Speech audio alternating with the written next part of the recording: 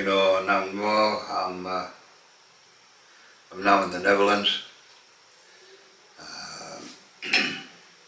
Holland, whatever you want to remember it as or whatever it is today, depends on you. Absolutely beautiful, really. What a change, what a change.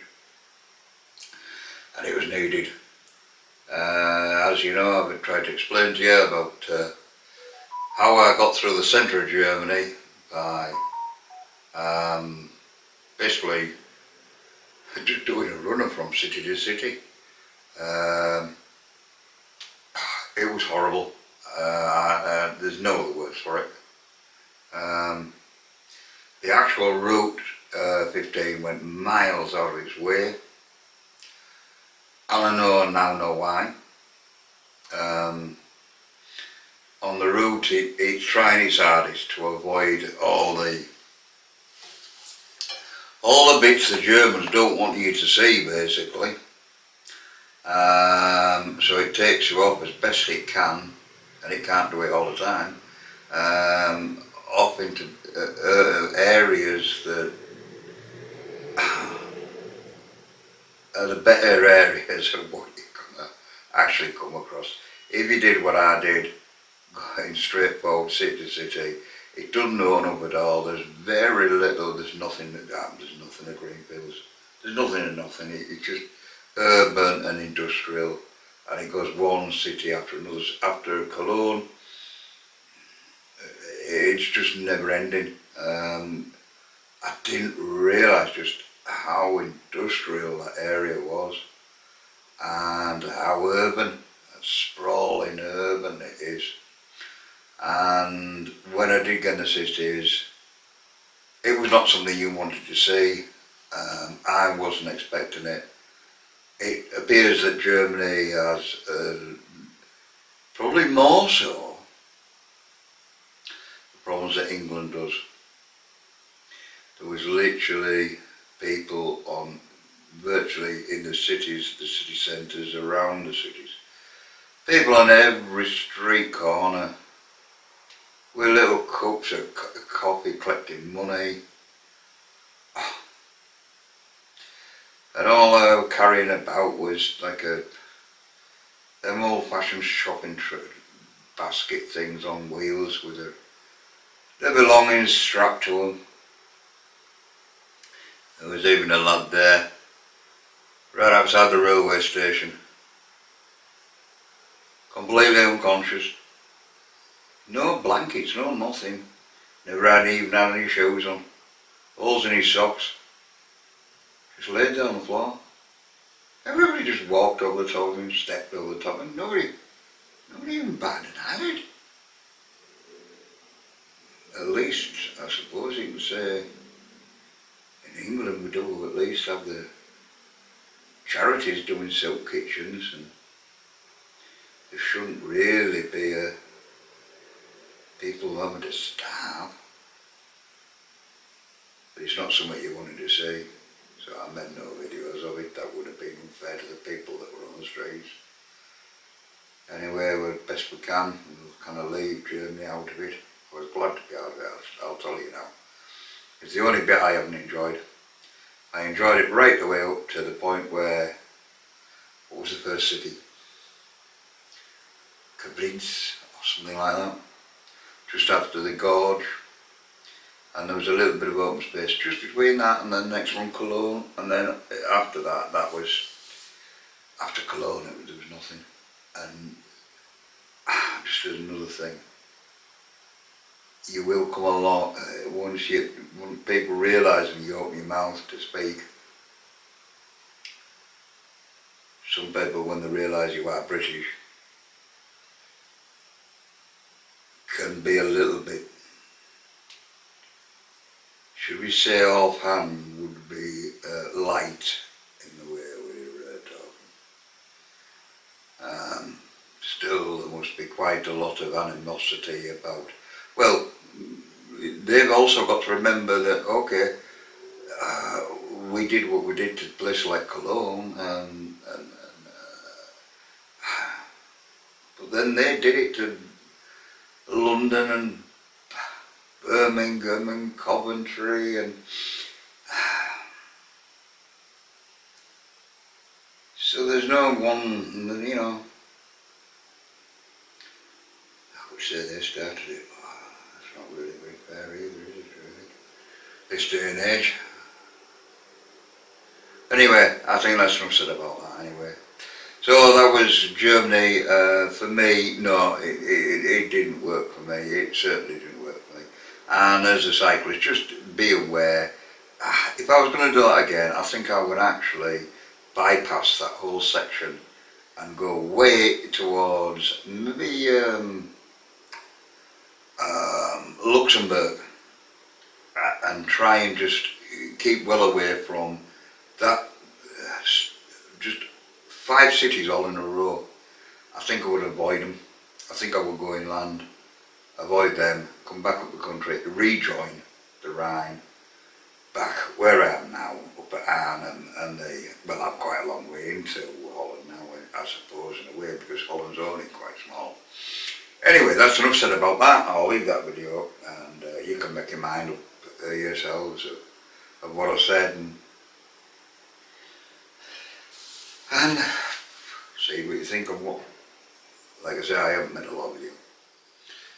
I know you a lot think I spend all my life in hotel rooms talking to you, but no, we have actually been out there doing it.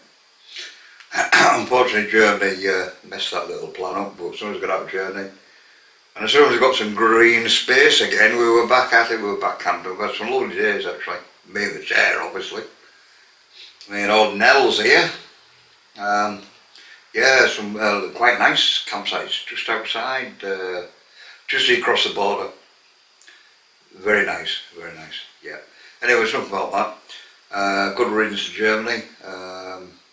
We've talked enough about that. I don't want to spend any more time with Germany. But yeah, we moved on to Arnhem, and I promised you a little talk, a little bit of a talk about the kind of history of the village or the town. You'll notice that the huge river, the Rhine, has kind of sort of lost volume along the way. What actually has happened is that as it gets more towards Rotterdam, Amsterdam and all this sort of area now that we're in, it continually breaks off and breaks off and breaks off, and it goes into different canals and it goes on different river systems, irrigation and, like I say, canals to get transport and goods up here and into Germany, France and every other country that's in line with it. So hence why in the Second World War, to try and punch a hole in the German means of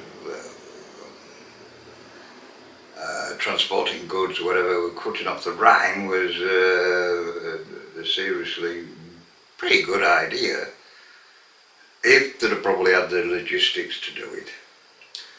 But unfortunately, I'm not going to go into deep into the history of it because everybody knows the history of it. What became the Paras? They weren't the Paras at the time. They were just referred to as First Airborne, I think they were referred to. They were flown in to just simply to hold the bridge for a couple of days if the worst came to the worst. And they were parachuted in. They did get into the town. They did take one half of the bridge. They failed to take it all. But apparently there was quite a big garrison of, well, there wasn't.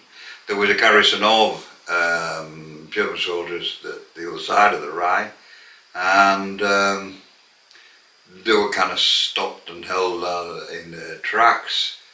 Basically, what they'd brought with them in on parachutes out the plane was a bit like taking a knife to a gunfight.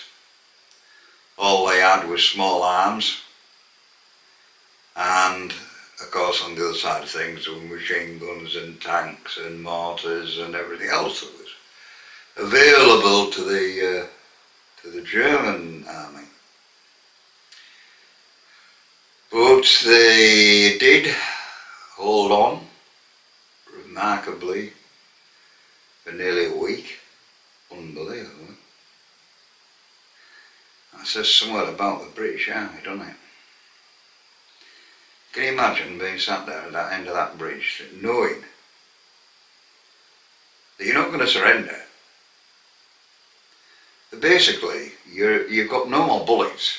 You just sat there, waiting for the inevitable. Because there never were, what's the word?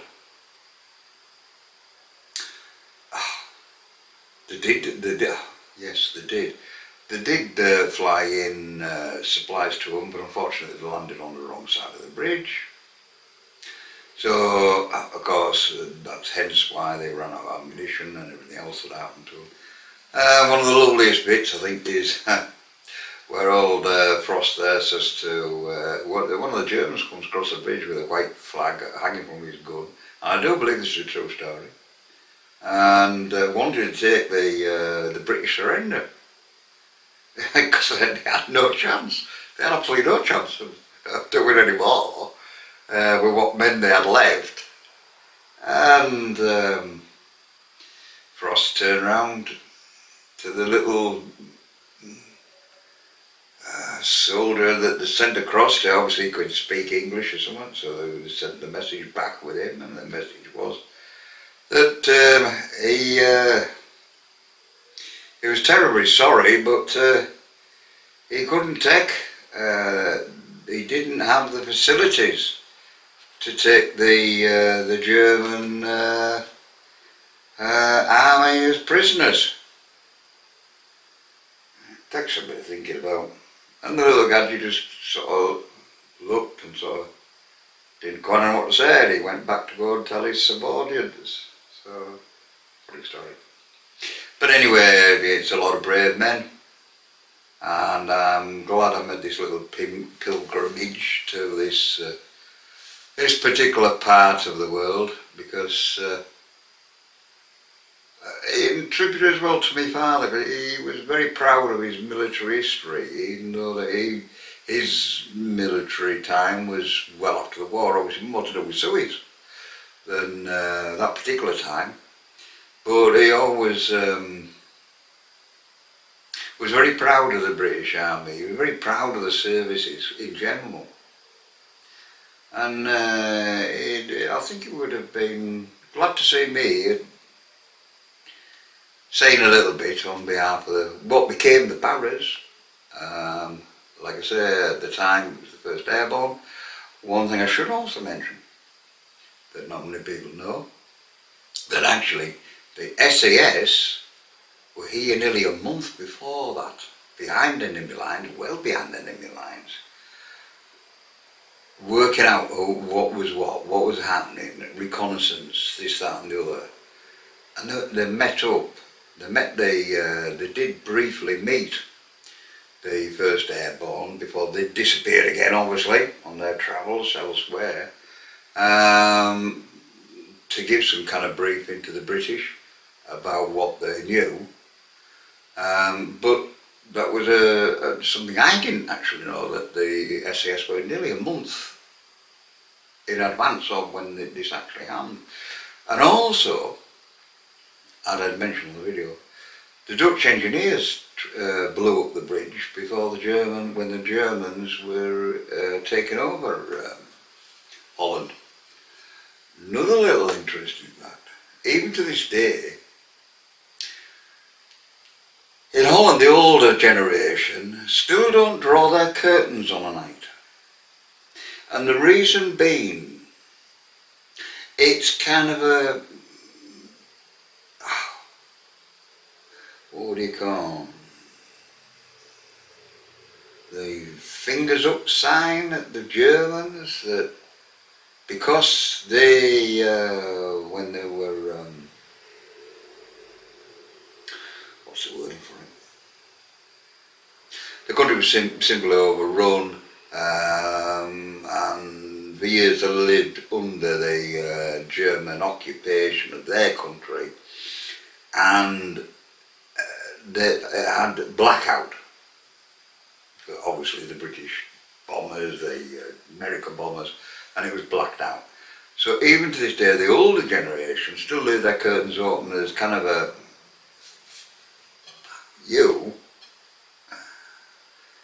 will do as we please.